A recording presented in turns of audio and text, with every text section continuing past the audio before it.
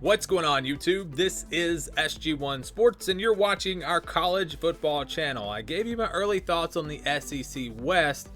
Now we're going to go through each team in the SEC East. I'm going to give you my very early thoughts on each team and whether or not I think they'll be better or worse in 2021. Despite the 8-4 record, 2020 was still a great year for Florida. They finally beat Georgia, got over the hump there, went to the SEC Championship, played Alabama tougher than anyone else in the country this past year. This was a very good year. Now, again, they finished with 4 losses. They lost in, the LSU game was a crazy game. They lost by a lot to Oklahoma when a lot of their guys were not playing. But still, I thought it was a very successful season, even though the record maybe at the end of the day doesn't look as good as the years before. This was the best Florida team that Dan Mullen has had. Now, we look ahead to 2021. Can he build off of that? Can they take that next step and be even better and maybe be able to win the SEC? Or do they drop off? Was this kind of the top of the mountain for them right now? So we're going to look at 2021, and I will give you my early thoughts. Starting with the offense, Kyle Trask will be gone.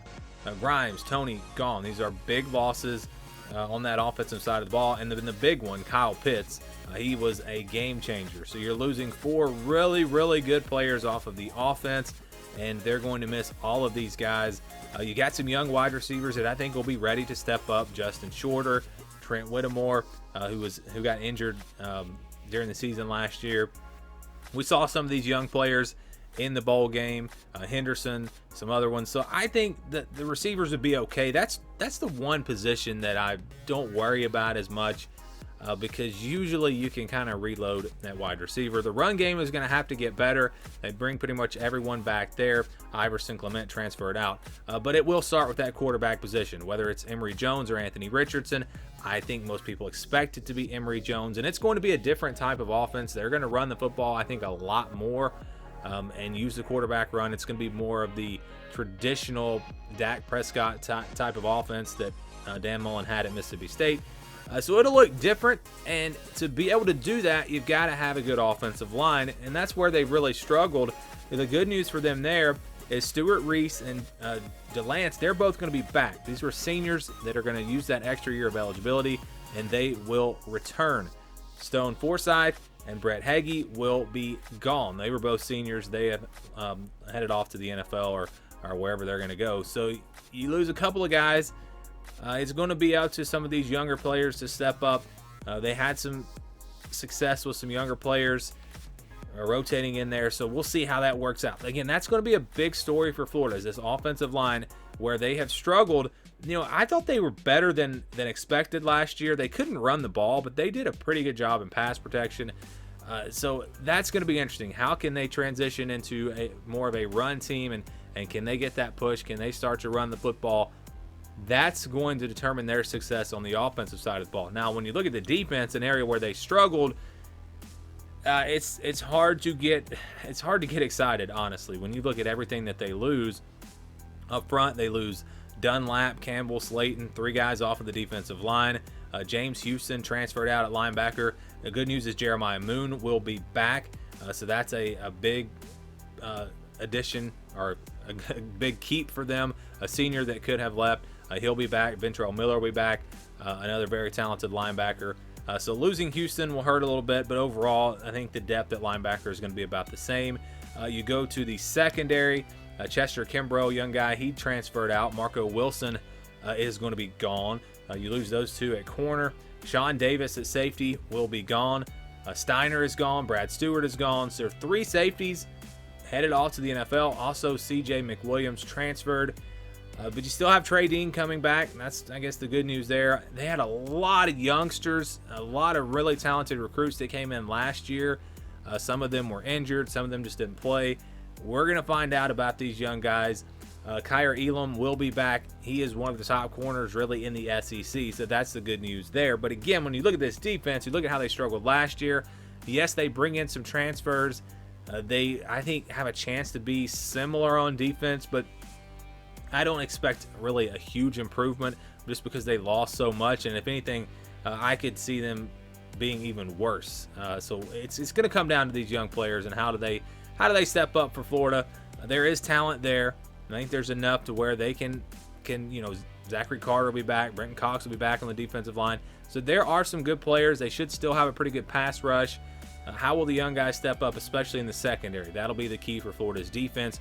Offensively, can they run the football? How will they adapt to this new offense with a new quarterback? I don't think there's any way you can say that this offense is going to be as good as it was last year when we're talking about Kyle Trask, one of the top quarterbacks in the country, and the explosiveness of this passing game. They were elite. I mean, this was one of the top passing attacks in the country, and because of those losses and because of the losses on defense and nothing really that makes me think they're going to be better on that side of the ball, I'm going to have to say that Florida will be worse in 2021. I think this team still has potential to have a really good year. I think they're clearly behind Georgia right now, but they're still possibly or likely the second best team in the SEC East. So it still should be a good year for them. But when you talk about just comparing this upcoming 2021 team to the 2020 team, I don't think there's any way you can say that this team will be better. I think 2021 Florida drops off. Maybe it's not a lot, but they do drop off some, and this team will be worse. 8-2 would be a good year for most teams, but I think Georgia fans are still a little bit disappointed with 2020, and mostly because of the fact that what could have been with JT Daniels. He didn't start early in the year. They lost the game to Alabama, lost the game to Florida, and again, you look back and wonder what could have been. Could they have won at least one of those games with him in there, and maybe it could have been a run at the college football playoff. This team, to me, was one of the hottest teams in the country coming down the stretch. But looking ahead to 2021, will this team be better or will they be worse? Because they do lose a lot, especially on defense. And I'll give you my early thoughts on this team. Starting with the offense, though, that's the good news. They don't lose much at all. Trey McKitty at tight end, really the only guy. Matt Landers transferred, Dwan Mathis transferred out, but of course JT Daniels is now the guy at quarterback. They have a lot of really talented young wide receivers to go with, the veterans that will be back. Dominic Blaylock, Karis Jackson, Demetrius Robertson. These are the veterans. We're not even talking about all these young players. This team is, again, George Pickens, of course, one of the top receivers in the country. He'll be back. So this team is loaded at wide receiver. JT Daniels is back. You look at the running backs, Zamir White, James Cook will be back, McIntosh, Milton, Dewan Edwards. I mean, they are loaded really across the board on offense, and that doesn't even include this upcoming recruiting class coming in. So, yeah, Georgia offensively has a chance to be really, really good. This has a chance to be the best offense that Georgia has had maybe ever, and that's kind of crazy, but I mean, they could be that good if it all comes together. They do lose Trey Hill and Ben Cleveland on the offensive line. Those are big losses. We're talking about two really talented players, guys that are probably going to go on to play in the NFL. Justin Schaefer will be back. He was a senior. He's going to come back and use his extra year of eligibility. So that's good news for them. Sawyer will be back. Broderick Jones, big-time recruit, five-star guy. He'll be back. So, again, when you look at this offensive line, yes, they're going to lose a couple of guys, but they recruited so well that I don't think it's going to hurt them too much. You might see it early in the year. Maybe they're not able to run the football great, and we even saw that this past year. The offensive line kind of struggled early in the year, and then they hit their groove and were able to run the football. And then there were other times during the year where they couldn't run the ball, so it was kind of a weird year for the offensive line. Having a full offseason, a normal offseason, with all these young, talented players, I'm not too worried about the offensive line for Georgia, but that would be the biggest question mark, I guess, on the offense, because they're loaded everywhere else. Now we go to the defensive side of the ball. This is where this team is going to potentially have some issues. Defensive line looks pretty strong. Malik Herring is gone. He was a senior, but they do bring back a couple of seniors in Wyatt and Rochester, so that's good news for them. Trayvon Walker will also be back. Jalen Carter, Jordan Davis, they're in the middle of that defensive line. We're talking about two really talented players. Jalen Carter kind of broke out as a potential future star this past year, and of course Jordan Davis, we know about him. So the defensive line should still be really strong for them. When we look at the linebackers, they do lose Ojulari and Monty Rice, two of the leaders. And then also Jermaine Johnson transferred. That's kind of weird to me. I'm not really sure why he transferred, because he would have had a chance to, be one of the top guys this year. So those are 3 huge losses. I mean, those are big losses. But then when you look at the roster and the other guys that they still have, Adam Anderson, Quay Walker, Nakobe Dean, Ryan Davis, Nolan Smith, the depth that Georgia has built because of their recruiting, I think is going to allow them to reload at this position. They've got plenty of guys that have experience, that have played. So again, the linebackers I think will be pretty strong for Georgia. They have now kind of hit that spot where they're like Alabama now. When you talk about defense, they have the ability to just reload. And I think, again, that all goes back to how they've recruited the last several years. Now, in the secondary, it might be a little bit of a different story. It might be a little bit tougher. You lose Tyson Campbell. You lose DJ Daniel. You lose Eric Stokes. 3 cornerbacks. Also, Tyreek Stevenson transferred. Again, that one's kind of a head-scratcher. Richard LeCount is gone. Mark Webb is gone. So when you look at their safeties, you look at their cornerbacks, they're going to be depending on some young guys. Yes, they have talent. Yes, they have recruited really well. But these are some really young players. They may start pretty much all sophomores and freshmen or redshirt freshmen next year. They're not going to have probably any seniors, maybe Christopher Smith in the secondary. So it will be a very, very, very young secondary. That's my concern for Georgia, and that's why I worry about that first game of the year against Clemson, because they're going to have a great passing attack. But again, when you look at this team overall and how good the offense should be with all of this talent and all these guys coming back, and you look at the defense where, yes, the secondary is going to be a concern, but the front 7 should still be one of the top front 7s in the SEC. This team absolutely should be even better in 2021. There is no reason to think that they would be any worse. They are the clear favorite in the SEC East, in my opinion, right now. Again, it's early in the evaluation process, but outside of that secondary, there are really no weaknesses for Georgia, and we'll find out. We'll find out. Is that going to be a big problem for them? Are they going to struggle to stop teams in the passing game? If they do, maybe they don't reach their full potential, but if they can kind of reload at those positions and have some success from these younger guys, and they have a good secondary, it doesn't have to be great, Georgia becomes a team that is a very legitimate threat to make the college football playoff, and potentially even a team that could win it all this upcoming season. So definitely Georgia better in 2021. When you see the 5-6 record for Kentucky, you think they had a bad year last year, but they still finished in the middle of the pack in the SEC East. And I think really the record was what it was simply because of the fact that it was an all SEC schedule. If this team had played a normal 12-game schedule, they probably would have, been 7-5 or something like that, maybe 6-6. But this is still a solid program right now, and Mark Stoops has done an excellent job with Kentucky getting the most out of this program. We look ahead to 2021, and will this team be better or worse in 2021? That's what this is all about, and this is one of the tougher ones, really, when you look at Kentucky, because there are a lot of question marks. We start with the offense. Terry Wilson is gone. He transferred out. That's it's a big loss, but it's not like he was great in the passing game, and that's what it all comes down to for Kentucky. They've got to get better in the passing game. They haven't been able to throw the football for a long time, but they made a coaching change there, and we'll see how that works out. But they still have Joey Gatewood and Bo Allen. I think it'll be one of these two guys, but they don't have a proven quarterback. So to me, that is an issue. Changing the offense up year one, I'm a little worried. I don't know that they make a big jump, but you would expect them at least to be somewhat better offensively. Rose is gone at running back, but you still got Smoke coming back. You still got Chris Rodriguez. The running game should be fine. Wide receivers, they don't lose anybody, but they just didn't have much production from that position last year. Really, outside of Josh Ali, receivers were not very good for Kentucky last year, and just overall the passing game was not good. I expect that to improve. I think with a better passing attack, a new offense, you'll see some receivers start to emerge for this team. At tight end, they do return Justin Rigg. So offensively, you lose Terry Wilson, you lose A.J. Rose at running back. Other than that, everyone else comes back except for the offensive line. We get into the offensive line, they lose Landon Young, they lose Drake Jackson. Two huge losses. These are great players for Kentucky. All-American type players. But Luke Fortner's coming back. He was a senior. He's going to come back for an extra year. That was maybe a little bit of a surprise.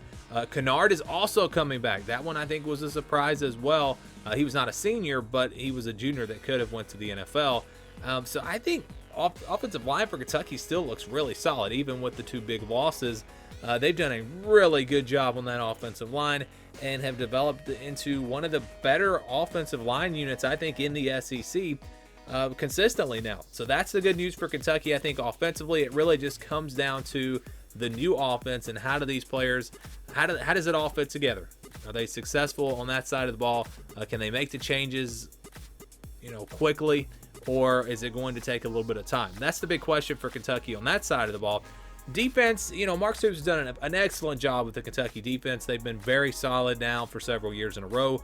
They're not an elite defense, but for Kentucky, I think they're pretty solid. They lose a lot, though.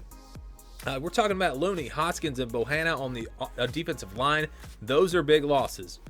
Davis, Watson at linebacker, 2 really good players there. And then in the secondary, your top 2 cornerbacks in Kelvin Joseph and Brandon Eccles, both will be gone. So they are really going to have to replace a lot on defense. And this is not Alabama. They don't just reload players.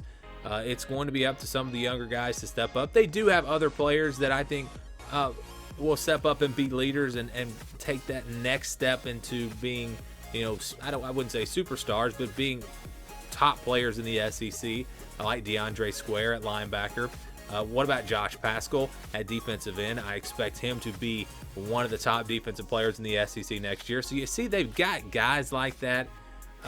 It's not like the cupboard is bare, but they're still going to have to replace some really, really good players on defense. So overall, when I look at this Kentucky team, again, it's very hard to figure out right now if this team will be better or worse. I think the defense will take a little bit of a step back. It's hard to imagine them being not being a little bit worse just because of all the great players that they lose. But I think they'll be very similar on defense. I think they'll be solid. Offensively, it's going to come down to the coaching change and the quarterback. How does that all work together? Do they get better in the passing game? If they're able to do that, Kentucky should be better. And I don't know that they challenge Georgia in the East, but I think they're going to be potentially good enough to maybe finish number 2 in the East. I think that's a possibility. But just too many question marks for me. There's too many question marks, too much unknown here with all the changes. It's hard for me to buy in on a team. I think those will pay off in the long run, but in 2021, I don't know that they make that much of a jump. I do, however, think they'll be as good. So I'm going to say not better, not worse. For Kentucky, I think 2021 is a very similar team. Overall, maybe they look a little bit different, but the success, I think, will be very similar. I think it's a team that can get 6 or 7 wins, maybe get to 8-4. That'll be pretty tough, I think. But it's a team that can have another 7-5 type year, maybe win a bowl game, and really start to build off of that and get back to where they were a couple of years ago and maybe get back to a New Year's Six Bowl in the near future. But for me, in 2021, Kentucky, very similar to how they were in 2020. Missouri was one of the biggest surprises in 2020. I know I didn't see it coming, but was it a fluke, or are they here to stay? Are they going to be even better in 2021, or will they drop back off? That's what we're going to look at here with Missouri. And you look at this team and what is coming back. They have a good bit coming back this year. Starting with quarterback Connor Bazelak, he will be back. He really emerged last year, and again, it was just something I didn't see coming. I thought Sean Robinson was going to be their guy, but Bazelak played really well, completed 67% of his passes, threw for over 2,000 yards. His touchdown interception ratio would be the one area I think he can improve on a little bit. While he only threw 6 interceptions, that's not horrible. He only threw 7 touchdowns. Maybe they need to score the ball a little bit more through the air in 2021. But losing Larry Roundtree at running back is obviously going to be a big blow. He's been there for several years and really been that guy for Missouri. But I don't think it's going to hurt him too bad. Tyler Batty is back. He averaged 5 yards a carry last year. It's a guy with experience. So, they might need a guy to step up and be that number 2 at running back. We'll see what happens there. Dawson Downing will be back. He was a senior Maybe not the most talented guy in the country, but he's a veteran with experience and will add some depth there. You look at the wide receivers, Damon Hazelton will be gone. Of course, he's a transfer from Virginia Tech. Played pretty well for them last year, but he was a senior, so he'll be heading off to the NFL. Kiki Chisholm is back. He was a senior. He's going to return, so that's good news for them. They also returned Jalen Knox, who was maybe their best receiver just overall. Also, you got Atowski Dove, who really emerged last year, another guy that really kind of came out of nowhere. So I think the wide receiver position will be pretty good for them. Mookie Cooper transfers from Ohio State, another pickup. So yeah, I think they're going to be okay offensively if you look at those positions. And then on the offensive line, they only lose Larry Baram. Only one guy gone. Now, Dylan Spencer, he transferred, but not a starter or anything, so that's not a big blow. Michael Mayetti will be back, starting center for them. He was a senior. He decided to come back. So when you look at the offensive line, they should be pretty strong there as well. They also got a transfer from Oklahoma, a pretty talented player. So I think the offensive line for Missouri is going to be solid. They should only get better there, and I think you could say that really across the board with the offense. Larry Roundtree being gone would be the one area you might be concerned a little bit. You lose that top guy at running back, but I think Missouri's offense should be good once again in 2021. Now, you go to the defensive side of the ball, starting with the defensive line. They had a couple of guys transfer, no big names, but you got Jeffcoat back at defensive end. Also, 3 seniors, Byers, Utzi, and Whiteside. All 3 seniors in the middle there at defensive tackle. They will all be returning. They're going to come back for their extra year of eligibility. So the defensive line looks really, really strong for them. Maybe one of the strengths of this defense. At linebacker, yes, they lose Nick Bolton, and that is a big blow. We're talking about one of the top linebackers in the country. He is heading off to the NFL, and they will miss him for sure. But they've got a guy coming in from Rice, a transfer that is not a huge name, Blaze Aldridge. Not a high-level recruit or anything. He's just a 3-star. But when you look at what he did at Rice, this guy's really good. He's a veteran, and I think he is going to be a big pickup for them this offseason. And I believe Nick Bolton was only a 3-star as well, so keep that in mind. Also, Jamal Brooks will be back. You got Devin Nicholson back at linebacker. So again, everyone but Bolton is back at linebacker. And so the front 7 outside of Bolton, really all of the guys that played last year, significant playing time, will be back. Plus, you add in a veteran linebacker, a transfer that should be able to step up and I think be a starter right away for them. So they are looking good in the front 7. In the secondary, and it seems like a lot of these teams, when we look at them, for whatever reason, it's always the secondary where you've got the biggest losses. I don't know why that is. It's kind of weird. Adam Sparks, a cornerback, he transferred. Also, a couple of seniors are going to be gone. Bledsoe and Gillespie at safety, they're going to lose both of those guys. But you've still got some players. Martez Manuel at safety, he'll be back. Jelani Williams will be back. And again, just losing one cornerback. Corner is maybe an area where it wasn't their strength last year. We'll see if they can get better there. But again, when you look at the roster here for Missouri and what's coming back, I don't see how you could say that this team is going to be worse. Missouri absolutely should be better in 2021. Now, are they going to go 500 in the SEC again? I don't know. I mean, that's tough to do. I know they did it last year, but I think it's very possible when you look at the SEC East and the teams that potentially could be down this year. Even Florida, I think, is vulnerable. So I think, yeah, Missouri has a chance to be that number 2 team in the SEC East. And I've said that, if Florida does drop off a good bit, that number 2 spot in the SEC East is going to be up for grabs. I still think Georgia is the best team, but Missouri absolutely could move up one more spot, maybe to number 2 in the East this year if everything goes well for them. They really are loaded with everything they have coming back. Missouri absolutely should be better in 2021. It can't get much worse in 2021 than it was in 2020 for South Carolina. Just 2 wins and just not a very good football team, finishing 6th in the SEC East. Coaching change, we'll see how that works out, but you look ahead to 2021, and again, I say that it can't get any worse. I mean, it could get worse. It really could when you look at all that they lost, but it could get better. So this is a tough one to figure out. Luke Dottie at quarterback, is he going to be the guy for them? We'll see. He played decent coming down the stretch. Ryan Helensky has transferred, so he's not an option. So They don't have a lot of depth there at quarterback. Also at running back, Deshaun Fenwick, he transferred out. That's a big loss, but the good news is Kevin Harris will be back, and he was one of the top running backs in the SEC last season. Also, Marshawn Lloyd, a big-time recruit who was injured, he should be back. So the running back position actually I think is going to be pretty solid for them. You look at the wide receivers, they lose Shi Smith, and that is a big loss. He was a really, really talented wide receiver. And you look at the rest of the wide receivers, and there's just been no one to really step up for them. That's, I think, going to be a big, big concern heading into next season. Someone's going to have to step up. Maybe it's Xavier Leggett. Maybe it's Josh Vann. Maybe it's the former quarterback, Dakereon Joyner. Or maybe he goes back to quarterback. Who knows what's going to happen this offseason with a new coaching staff. Again, you're probably going to see a lot of changes. Tight end, Keyshawn Toney, he transferred. Good news there, though, is Nick Muse will be back. He was a senior, going to come back for his extra year of eligibility. And on the offensive line, things look pretty solid. Sedarius Hutchinson, he is gone. He was a senior, but everyone else on the offensive line should be back. That's good news. So I expect this team to once again be able to run the football, but the passing attack, that's where I'm concerned about South Carolina's offense.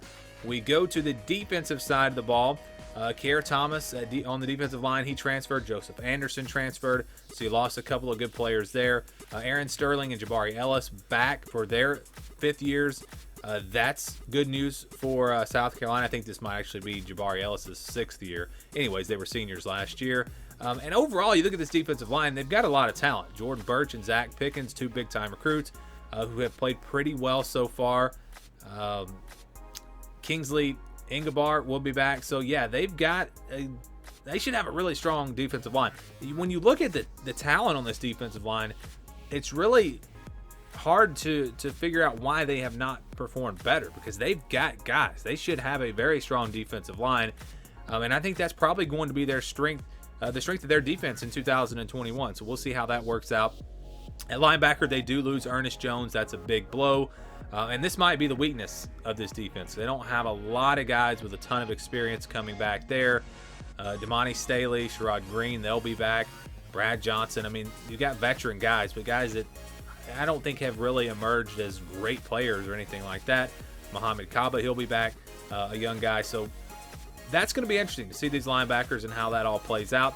And then in the secondary, of course, losing Israel Mukwamu and J.C. Horn, two really talented cornerbacks. That is a big, big blow. Also, Shiloh Sanders and Jamie Robinson, two safeties, transferred.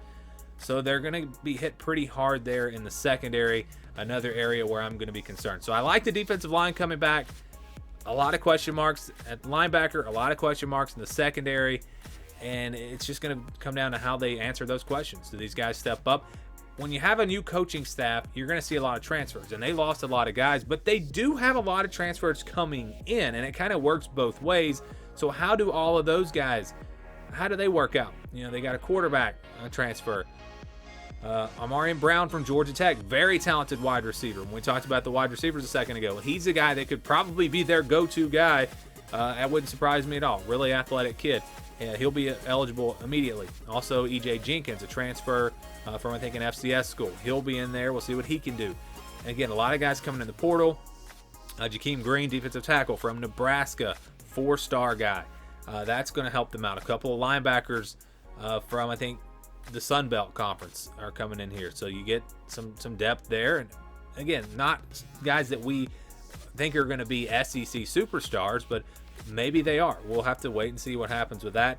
David Spalding, a cornerback, coming in there. So there's a lot of questions for South Carolina. A new coaching staff, a lot of transfers coming in, a lot of transfers going out.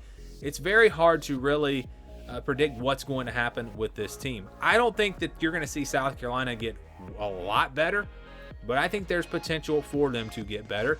And I don't think you're going to really see them get much worse. So because of all the question marks, I'm not going to give them an up or a down arrow. I'm going to say that South Carolina will be about the same in 2021. I think there's potential for them to get much better if things work out. And that's really the case for most teams that had bad years last year. You would think there's a good chance that they could get a lot better.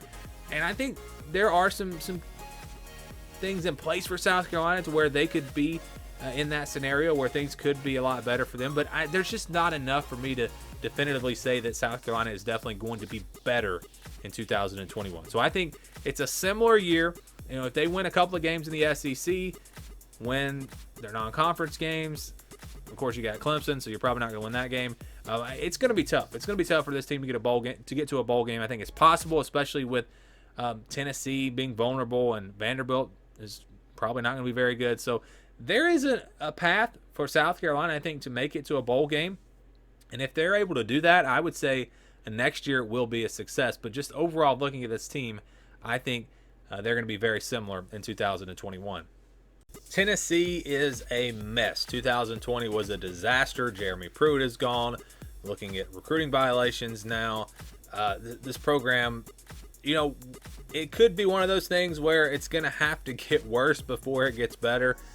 But I'm going to give you my thoughts here on 2021 and what I'm kind of expecting from Tennessee. It's going to be interesting. I mean, we talk about players in the transfer portal. They had over 20 players enter the transfer portal, and they had some guys that went in there even before Jeremy Pruitt got fired. So they're losing a ton of guys in the portal. We'll see what happens. It's kind of rough right now if you're a Tennessee fan. Jarrett Guarantano is gone. JT Shrout is gone. Both guys transferred. They do bring back Brian Maurer and Harrison Bailey. Harrison Bailey kind of figures to be the future, but they also bring in Hendon Hooker, transferred from Virginia Tech. That gives them another option. And with Heupel there as the new head coach, I actually think that Tennessee's quarterback play is going to be better in 2021. This is one area where they have just been awful. I mean, the quarterbacks have been awful. That's why I did not expect Tennessee to be very good this year, because I just hadn't seen anything that told me they were going to get good quarterback play. A lot of people had this team preseason top 25. Maybe they could challenge in the East. I never thought that, and it really came down to that quarterback spot because they had talent everywhere else. There's really no excuse for doing as bad as they did in 2020.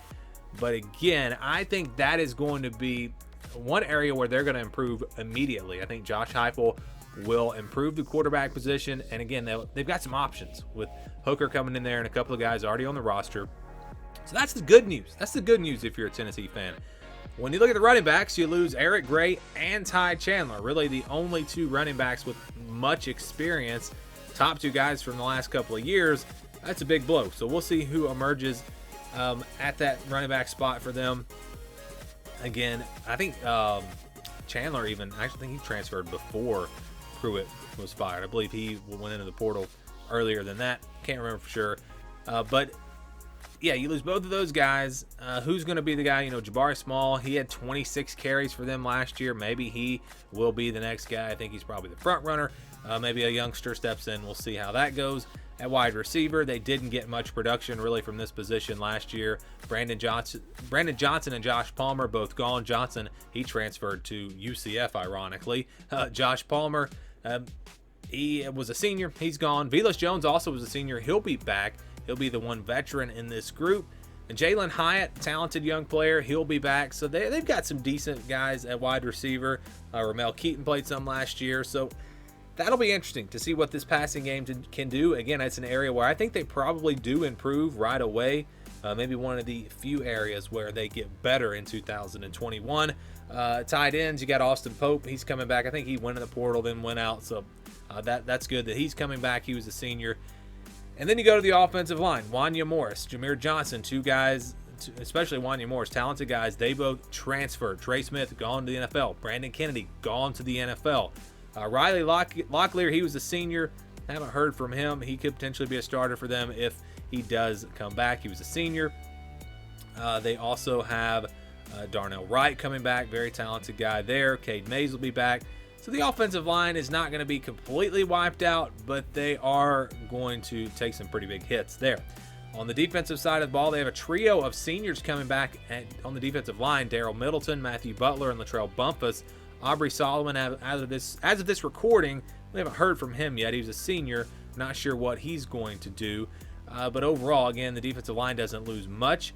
Linebackers, that's probably where they get hit the hardest, and it's all going to the transfer portal. DeAndre Johnson, gone.